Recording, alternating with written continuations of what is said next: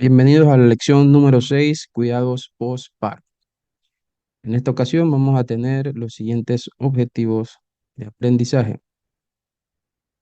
Estaremos reconociendo el síndrome postparo cardíaco.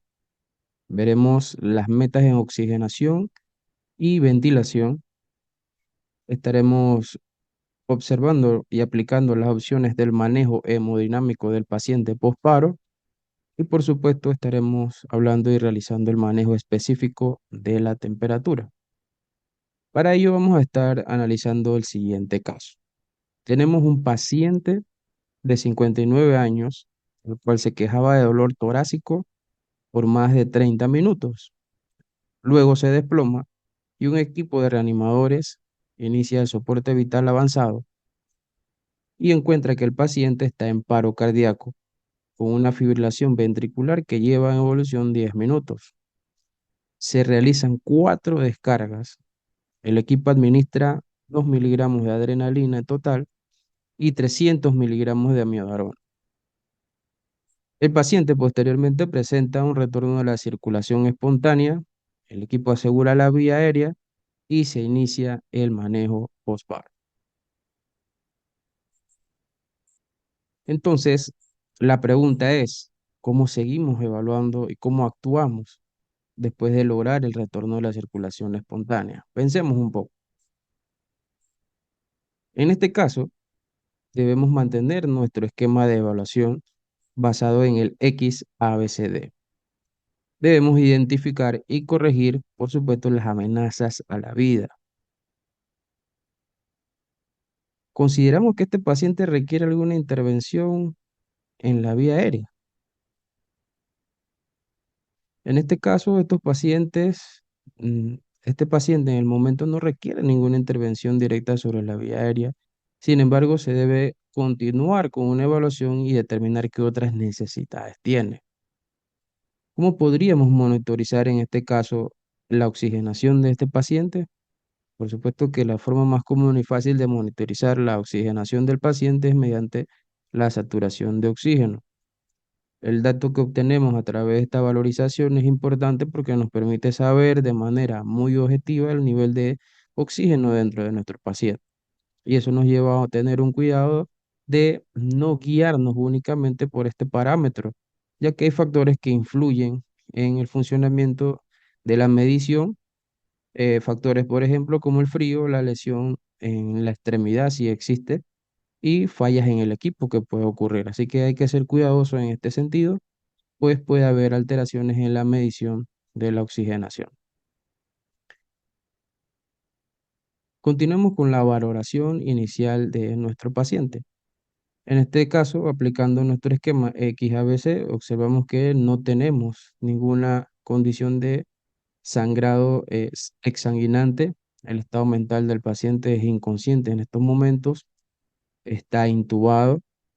El paciente presenta una ventilación de 20 respiraciones por minuto, cual está logrado por bolsa válvula mascarilla. Tiene 77 de frecuencia rítmica, frecuencia cardíaca y un Glasgow 3 de 15. En nuestra evaluación encontramos midriasis y no hay otros eventos de consideración al momento. Vamos a ir desglosando ahora algunas preguntas críticas en el cuidado postparo y vamos a iniciar con cuáles son las prioridades en el manejo del postparo cardíaco. Analicemos un poco y vamos a estar desarrollando los siguientes contenidos.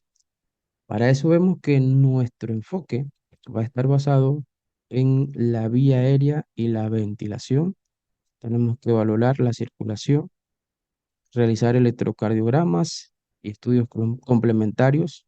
Vamos a observar los paraclínicos y el control metabólico, el manejo específico de la temperatura y algunos aspectos complementarios, los cuales vamos a detallar a continuación. Sigamos con las preguntas de valorización y empecemos por la vía aérea y la ventilación. Si este es nuestro primer pilar para evaluar al paciente después del posparo, la pregunta es cuál es nuestro objetivo a alcanzar en este sentido. Y por eso es que en el paciente, el cual presenta una persistencia en la alteración de la conciencia y aún no se ha asegurado la vía aérea, esta es una oportunidad de oro, porque es importante recordar que debemos mantener nuestra saturación parcial de oxígeno entre el 94% y el 98%. Otro aspecto fundamental a considerar es el ETCO. El ETCO debe estar entre el 35 a 45 milímetros de mercurio. Ante pacientes que están intubados, como el caso de nuestro paciente que hemos expuesto, podemos retornar a utilizar la mnemotecnia DOM. Esta mnemotecnia nos ayuda a verificar la correcta intubación y a garantizar que el procedimiento que estamos realizando sea el adecuado. Para DOM vamos a describir cada una de las letras que componen esta mnemotecnia. Vamos a empezar con la D de desplazamiento. Es importante que nosotros aseguremos que el tubo endotraqueal esté en una posición a través de la capnografía, la cual nos va a decir verídicamente, eficientemente, si nuestra intubación ha sido eficaz. Puede ser una laringoscopía, incluso es necesario valorar que no haya cambiado la distancia de fijación de nuestro tubo. En el caso de la O en la mnemotecnia es de obstrucción. Es importante que valoremos y evaluemos si hay presencia de secreciones en el tubo endotraqueal. Si existen, es importante que hagamos una debida aspiración y mantener este tubo permeable. La N en la mnemotecnia significa neumotórax. Es importante evaluar si existe alguna condición de neumotórax, lo cual puede suceder de forma inadvertida. Y finalmente la E de la mnemotecnia nos recuerda el equipo, que es una acción que debemos realizar inclusive antes de realizar nuestro procedimiento. Debemos estar seguros y garantes de que nuestros equipos están en óptimas condiciones. No olviden verificar el neumotapunador del tubo endotraqueal, no esté roto. Revisamos que nuestro dispositivo de bolsa, válvula, mascarilla esté en óptimas condiciones y por supuesto la fuente de oxígeno que sea la adecuada y que nuestro cilindro por nada del mundo vaya a presentar fallos o esté vacío. Tengamos cuidado también con los fármacos para la intubación. En el cuidado postparo se puede generar algo de recurrencia en el paro, ya que es muy importante que tengamos precaución cuando se requiere usar medicamentos para asegurar la vía aérea. Así que esta condición de cuidado es importante y que no la olvidemos. Siguiente pregunta para ver los parámetros que necesitamos atender en el cuidado postparo. Es importante que analicemos lo siguiente. ¿Cuáles son los parámetros que se deben considerar en el ventilador mecánico para un paciente postparo?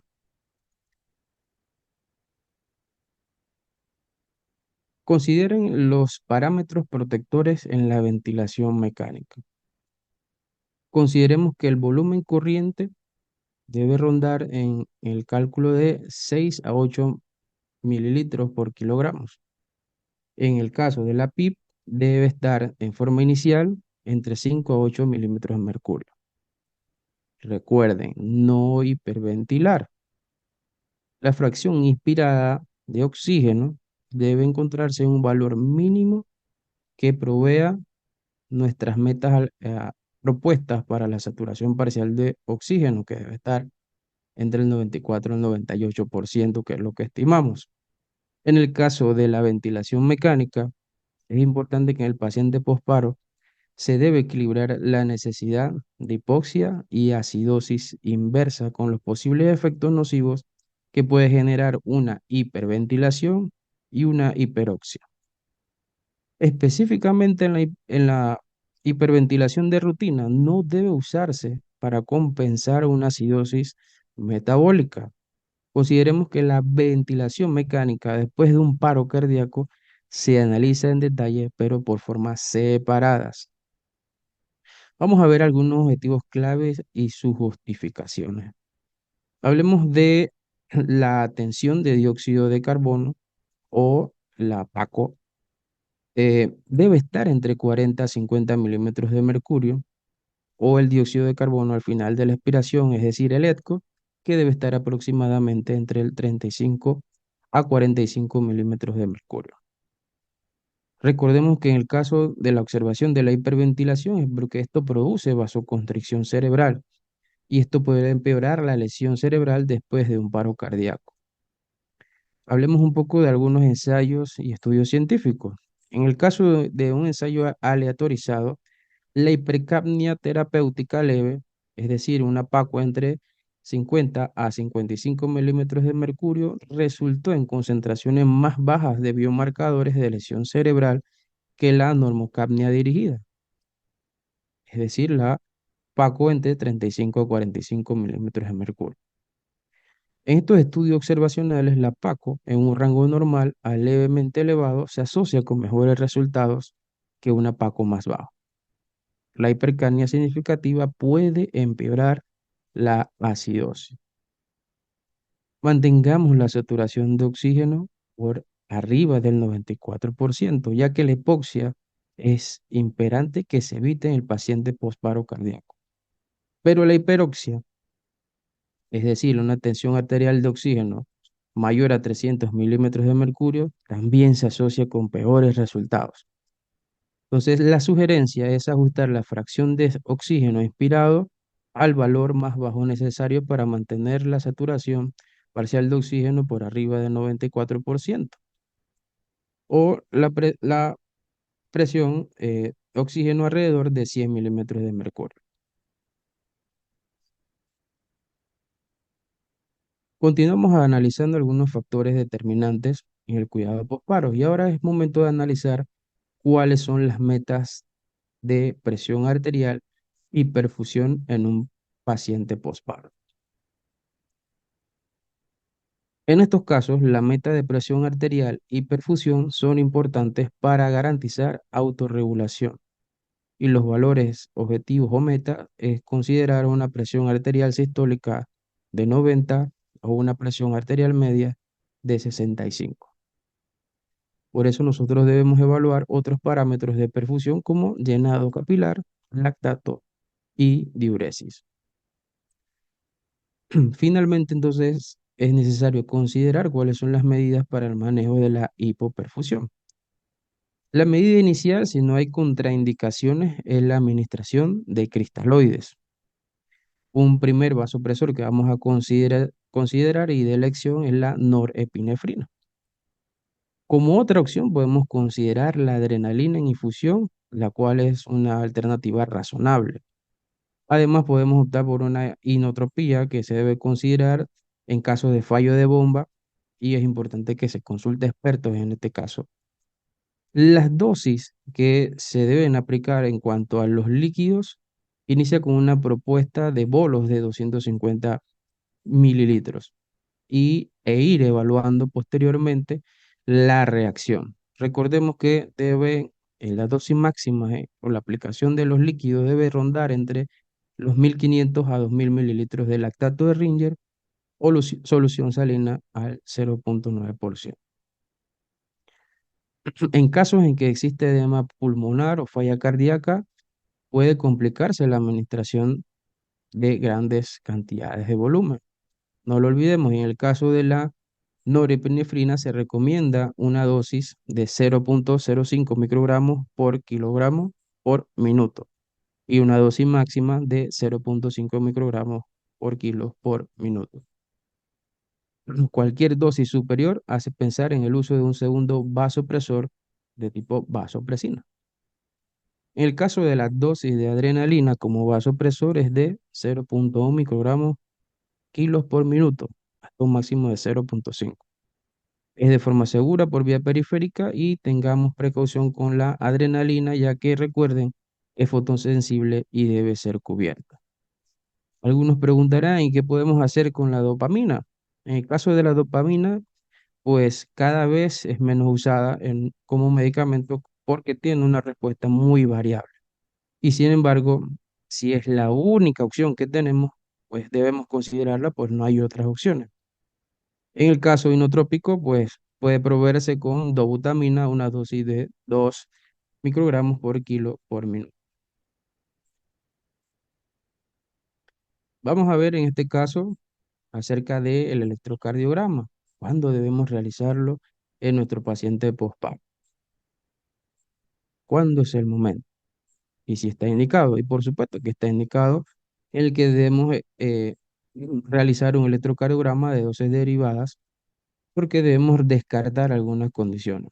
Por ejemplo, en el infarto agudo de miocardio o miocardiopatía o arritmias primarias, que son las causas frecuentes de paros cardíacos, después que tengamos un retorno de la circulación espontánea, inmediatamente debemos realizar nuestro electrocardiograma de 12 derivaciones. Debemos evaluar para detectar signos de infarto de miocardio con elevación del ST. Podemos considerar si es necesaria una terapia de reperfusión de emergencia. Las anomalías de los intervalos de conducción, el eje eléctrico y ondas T puede proporcionar pistas sobre la etiología de esta condición. Por ejemplo, en un intervalo QT prolongado se puede reflejar una arritmia primaria y puede estar presente alguna arritmia como la torsade de Points. Puede haber hipotermia accidental o anomalía electrolítica y pueden estar presentes con embolia pulmonar a considerar. Entonces, en este caso, deberíamos hacer ¿qué deberíamos hacer en el caso de que encontráramos alguna alteración? Si encontramos cambios dinámicos en el segmento ST, se le inicia un manejo antiisquémico. Pero si no encontramos ninguna alteración, está indicada la administración rutinaria de antiarrítmicos en el postparo. En este caso, continuamos con la evaluación postparo y vemos la pregunta de realizar si hay una condición de coronariografía. Y la pregunta es que todos los pacientes necesitan realizarse esta coronariografía. Pues no, solo los pacientes con sospecha de paro cardíaco asociado a cardiopatía isquémica deben ser llevados a coronariografía y una eventual intervención coronaria percutánea. Puede ser que en algunos casos sea necesario un cateterismo cardíaco urgente para pacientes sin infarto agudo del miocardio, pero con antecedentes preocupantes como dolor torácico, disnea o factores de riesgo cardíaco. Si bien es mucho más probable que los pacientes con elevación del segmento ST sean tratados con angiografía coronaria de emergencia, algunos centros realizan cateterismo coronario para todos los pacientes con retorno de la circulación espontánea después de un paro cardíaco extrahospitalario por fibrilación ventricular o taquicardia ventricular sin pulso. Algunas investigaciones defienden criterios aún más liberales para realizar un cateterismo coronario independientemente del ritmo cardíaco que se presente. En un metaanálisis de 11 estudios retrospectivos heterogéneos en los que participaron miles de pacientes, se encontró que más del 30% de los pacientes posparo sin elevación del ST en electrocardiograma tenían oclusiones agudas de las arterias coronarias, independientemente del ritmo de presentación. Finalmente, consideremos que independientemente de los hallazgos del electrocardiograma, puede ser necesario un cateterismo coronario de emergencia o un soporte circulatorio mecánico para pacientes con inestabilidad hemodinámica continua. Dicha inestabilidad puede deberse a un shock cardiogénico o estar asociado con niveles crecientes de troponina o evidencia de anomalías focales o trastornos segmentarios de la contractibilidad.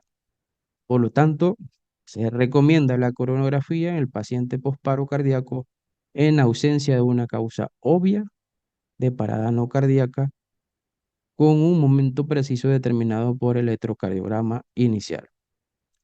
La trayectoria de los niveles de biomarcadores cardíacos, la presencia de shock y las necesidades competitivas de procedimientos de reanimación en curso. Consideremos lo siguiente. ¿Qué datos importantes puede aportar un ecocardiograma?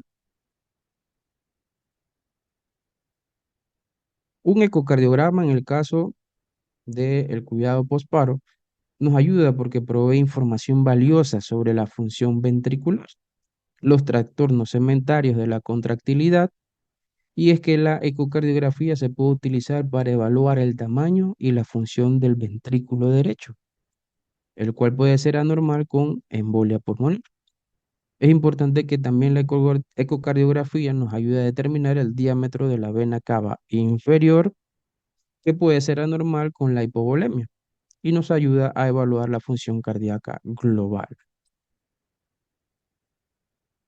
La ecocardiografía se puede utilizar para evaluar también el tamaño y función del ventrículo derecho, y es importante considerar que puede haber otras amenazas continuas para la vida como tamponamiento pericárdico, neumotórax, embolia pulmonar catastrófica y hemorragia intraperitoneal.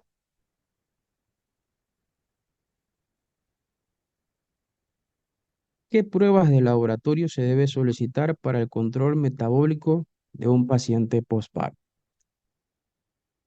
De acuerdo a la causa de paro y a los recursos disponibles, se pueden solicitar exámenes iniciales y al menos cada 6 horas.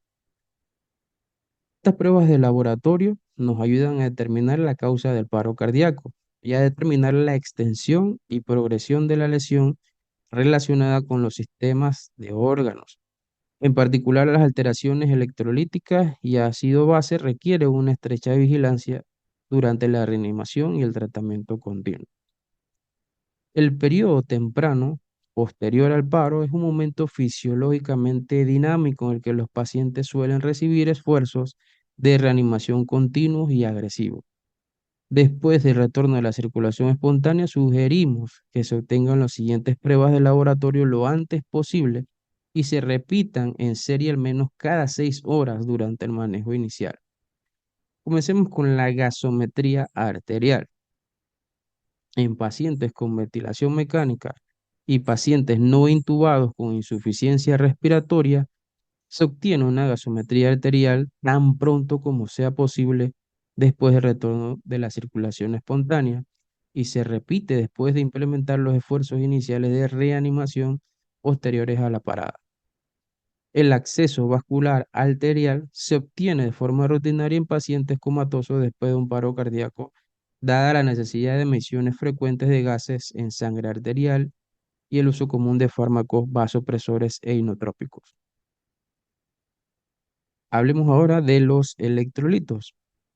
Las concentraciones séricas básicas de los electrolitos incluyen sodio, potasio, cloro y bicarbonato, los cuales se obtienen en serie para detectar anomalías, porque pueden ocurrir fluctuaciones rápidas en el potasio sérico como resultado de la administración de isquemia, acidosis y catecolaminas. Tanto el potasio alto como el bajo pueden causar arritmias y deben tratarse de inmediato. Así que tengamos en cuenta que la hipopotasemia suele ir acompañada de hipomagnesemia, que también debe corregirse. En el caso del hemograma, es importante que se midan los recuentos sanguíneos para detectar anemia y otras anomalías hematológicas. La anemia profunda sugiere que la pérdida de sangre es un factor que contribuye al paro cardíaco. La leucocitosis de elevados es común y puede representar un estado de respuesta inflamatoria sistémica debido a la lesión por isquemia y reperfusión global. Entonces, la leucocitosis marcadamente elevada debe impulsar la investigación de una causa distinta del paro cardíaco. En el caso de las pruebas de troponinas, la troponina sérica se mide en serie para detectar una lesión miocárdica. Si las mediciones iniciales son elevadas, las pruebas continúan hasta que hay una evidencia clara de que están disminuyendo.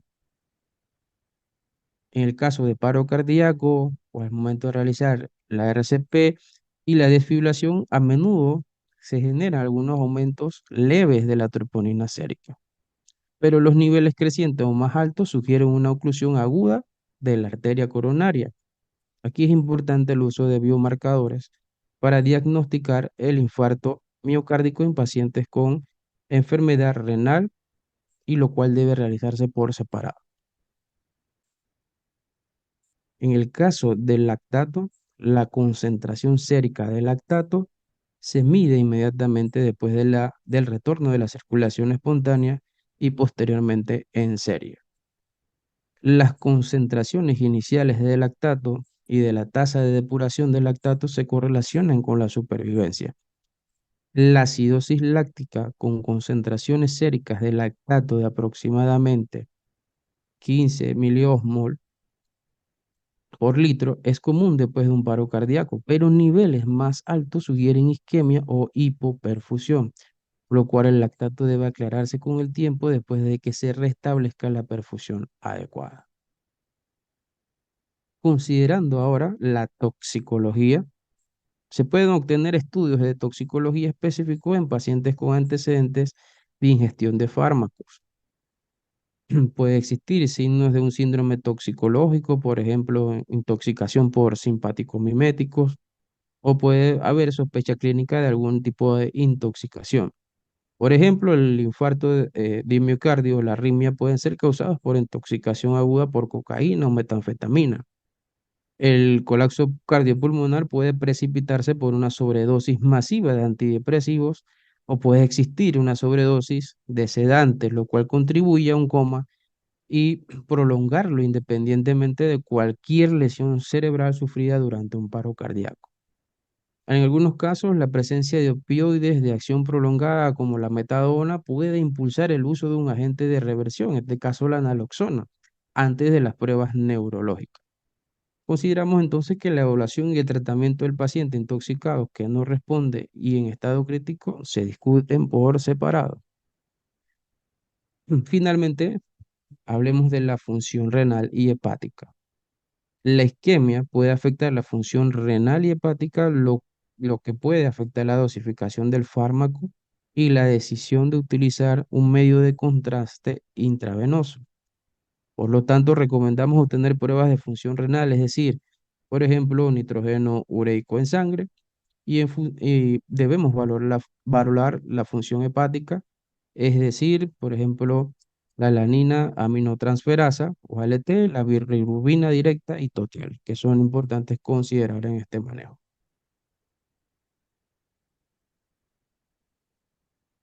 Continuemos ahora con la siguiente interrogante. ¿Se pueden considerar imágenes como rayos X, tomografía, resonancia magnética en pacientes posparo?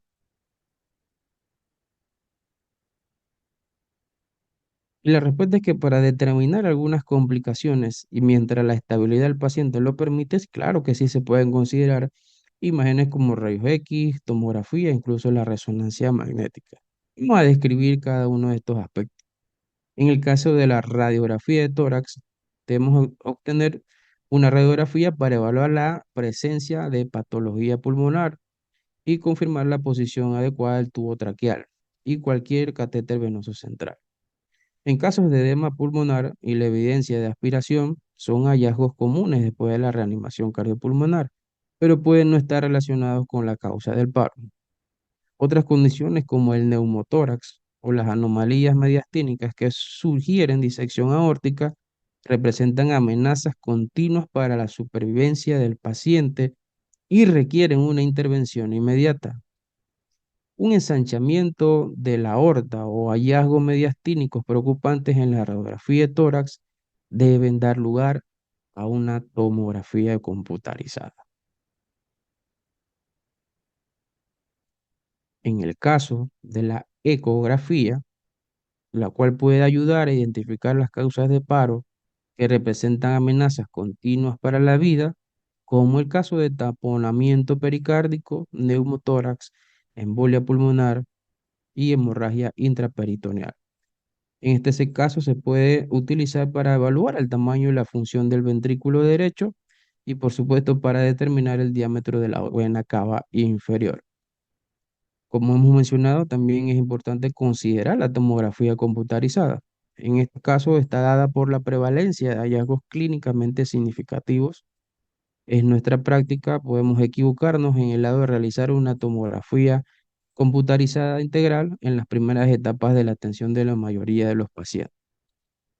En el caso de la tomografía computarizada de la cabeza, una tomografía del cerebro sin contraste puede detectar edema cerebral temprano o hemorragia intracraneal en el paciente comatoso después de un paro cardíaco.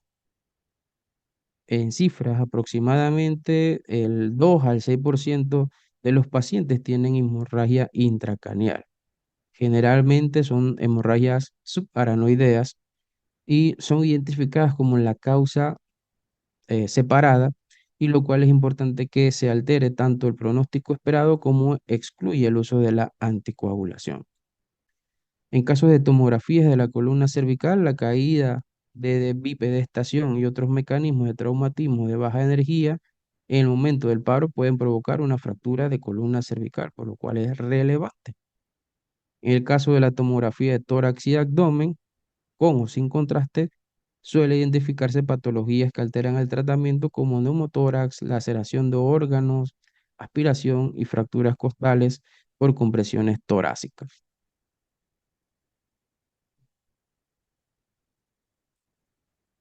Nuestra siguiente interrogante es, ¿es importante la cuantificación de la diuresis en pacientes posparos? ¿Qué tan relevante es? Y por supuesto que es relevante ya que la cuantificación de la diuresis es fundamental y debemos tener una meta de diuresis de 1 por mililitro, perdón, por kilos por hora. Algunas condiciones como la anuria o oliguria pueden ser indicadores de una reposición no óptima. También es un buen indicador de necesidad de terapia de reemplazo renal. En pacientes posparo se debe manejar la hipotermia permisiva. Para los pacientes que están en coma con un Glasgow de 3 de 15, está indicado la hipotermia con temperaturas centrales que rondan entre los 32 grados Celsius a 36 grados Celsius. Los pacientes hipotérmicos pueden ser llevados a laboratorio de cateterismo. Esta condición no lo contraindica. Y es que la hipotermia puede generar alteraciones en la coagulación y eso es a considerar. ¿Qué otras intervenciones se podrían realizar con pacientes postparo? Entre las otras intervenciones que son adicionales se puede considerar el uso de terapias como la ECMO, terapia de reemplazo renal como hemofiltración, y se recomienda que los pacientes en estado postparo temprano sean trasladados a una unidad de cuidados intensivos. Repasemos de forma breve el algoritmo de retorno de la circulación espontánea o cuidados postparo. Es importante que recordemos que debemos buscar y tratar las causas reversibles para evitar la recurrencia. Los pacientes deben ser trasladados a unidades de cuidados adecuados acorde a la causa. Entonces, con el retorno de la circulación espontánea, debemos tener de importancia, prioridad, determinar la capnografía, la cual debe ser mayor a 20 milímetros de mercurio. Debemos evaluar el pulso central y eso nos lleva a considerar cómo está la vía aérea, la ventilación y por supuesto la circulación. En el caso de la vía aérea y respiración, nuestro objetivo principal, como hemos conversado, es importante que mantengamos la saturación parcial de oxígeno en el 94 al 98%. De PETCO debemos mantenerla entre 35 a 45 milímetros de mercurio. Y es importante considerar, si no se ha realizado, el manejo de la vía aérea avanzada y la consideración de ventilación mecánica.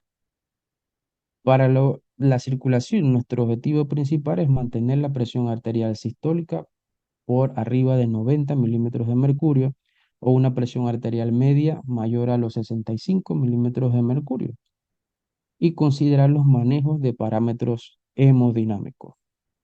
Consideremos que si la presión arterial sistólica es menor a los 90 milímetros de mercurio o menor a 65 en el caso de la presión arterial media, perdón, es importante que administremos cristaloides, iniciando con aplicaciones en bolo de 250 mililitros, evaluando la respuesta y alcanzando un máximo de 2.000 mililitros.